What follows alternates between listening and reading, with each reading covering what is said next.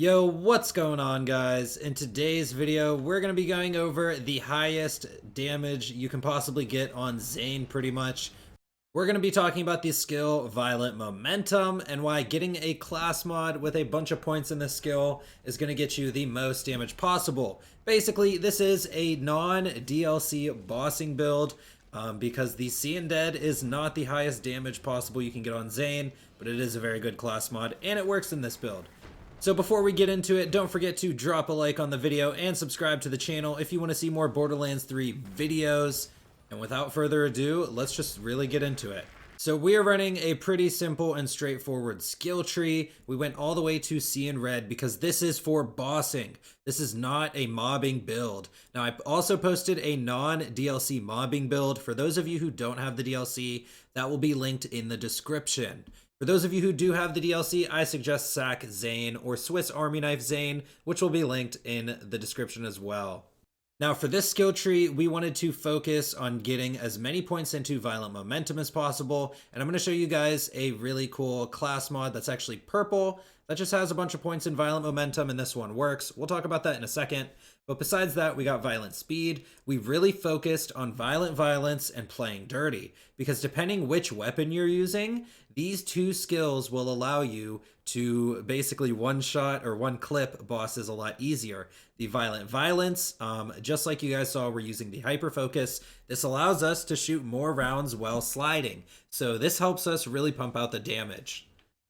Besides that, going into the red tree, you see we went all the way to Supersonic Man, and that's because we put so many points into Violent Momentum. So you can see we're really trying to get as much damage out of Violent Momentum as possible. Now, you do notice I went 5 in Borrowed Time and 0 in Synchronicity. I know this is a bossing build about damage, but we really just want our action skill uptime, especially for bosses with immune phases. This is going to help us the most pretty much. And we get a ton of damage out of Violent Momentum and Donnybrook. We're not necessarily missing this, and you guys will see. Finally, into the green tree, we went all the way to Confident Competence. This is just the other nice damage boost, along with Brain Freeze and Ready for Action. This also makes this build pretty good for Proving Grounds as well. So unless you are mobbing in like Slaughter Shaft or any Circle of Slaughter or the Takedown, you can run through the story with this build. It's a pretty fun run and gun build. Now, with enough of the skill tree, let's go into the gear. We really are only using probably about 6 weapons. The lob is a great weapon. I actually have this with the slide anointment. That's another cool thing I should mention is we can use a couple different anointments in this build. You don't just need Sentinel Cryo. So you can pretty much look for the sliding anointment. You can look for the badass and bosses anointment, or you can just look for Sentinel Cryo. So yeah, real quick, we're using the lob, which is a pretty straightforward weapon. This weapon is insanely overpowered and for bossing. We are also using the Hyper Focus, which is very good on single targets and bosses. You can use this for a bit of mobbing as well too. This is pretty good at mobbing, but it really shines on these bosses. And you can see I use the Badass Anointment. So for those of you who don't know, the Badass Anointment is actually 125% bonus kinetic damage no matter what element you're using, and this anointment gives you an extra pellet on weapons like the Hyper Focus. So this is a very powerful anointment. Next, we're using the Scourge. This is probably my favorite weapon for bossing, and it's one of the best. You can see I just have Sentinel Cryo, and that's going to be good enough.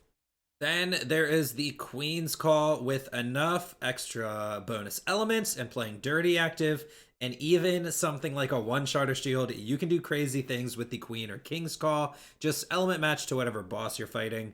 And finally, we've got the Conference Call. I think this would actually be very good with the Badass Anointment as well, but you can actually melt some bosses with this weapon. And besides that, you can melt bosses with a lot of weapons, but this is the build that you want to boss with. Now, I really want to talk about the shield, the grenade, the class mod, and the artifact, because all this stuff is really important. When it comes down to the shield, since we are a bossing build, you just want to use the most offensive shield as possible. Now, you can see I am using a random purple shield from a vending machine with a bonus element.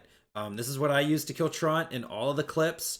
Against Grave Ward, I used a Band of Sidorak with bonus fire. The shield doesn't matter, just use offensive shields.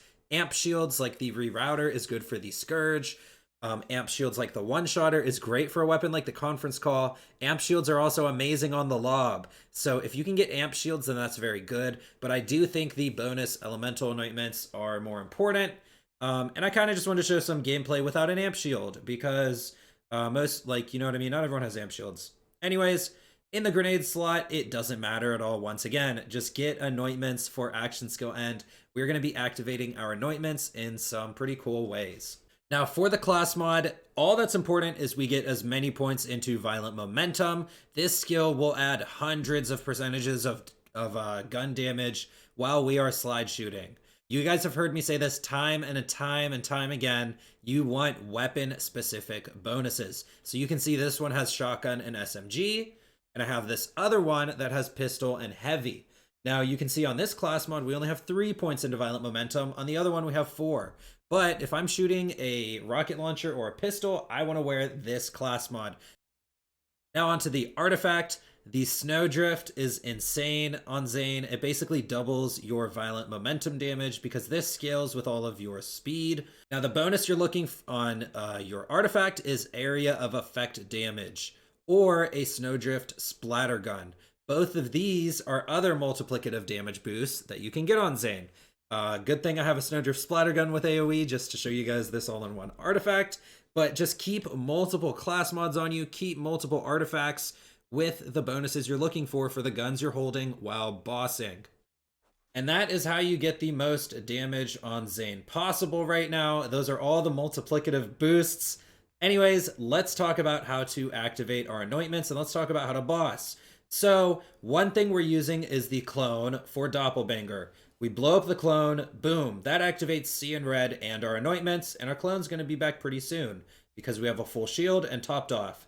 Another way to get action skill and anointments is to take your barrier and we throw it right off this cliff.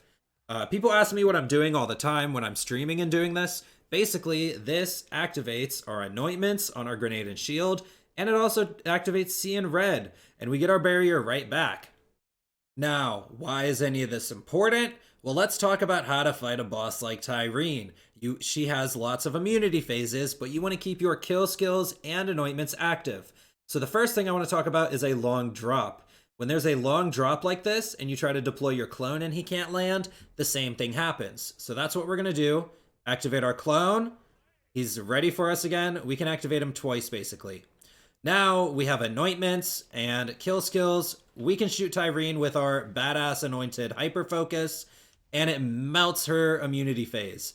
Hey, well, our anointments ran out. Look, our kill skills are up. Let's go ahead and throw our barrier off of a cliff. So as you guys can see with bosses with immunity phases, oops, I accidentally activated my barrier. But with bosses with immunity phases, it is easy enough to basically use these tricks. And this is how you boss when you can't kill the boss in 15 seconds, you know, because your kill skills will only last 15 seconds.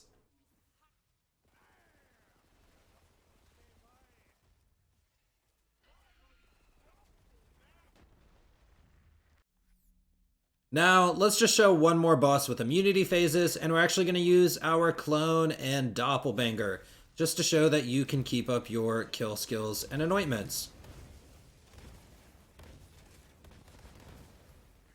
You don't always have somewhere to throw your barrier off the map, which is kind of funny I mentioned that because we could totally just throw our barrier off the map right there.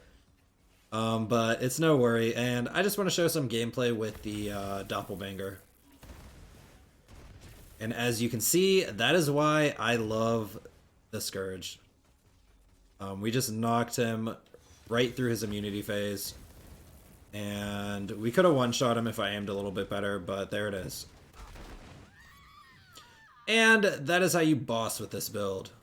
Anyways, guys, those are all the tips I have for you. That is pretty much all I can say for this video. This video requires no DLC gear to do all of this. I just showed you guys the power of violent momentum. I taught you guys about the weapon-specific bonuses, the AoE damage boosts, the snowdrift, the splatter, guns, and that's pretty much it for the video, guys. If you guys enjoyed this video, don't forget to drop a like and subscribe to the channel if you want to see more Borderlands 3 videos.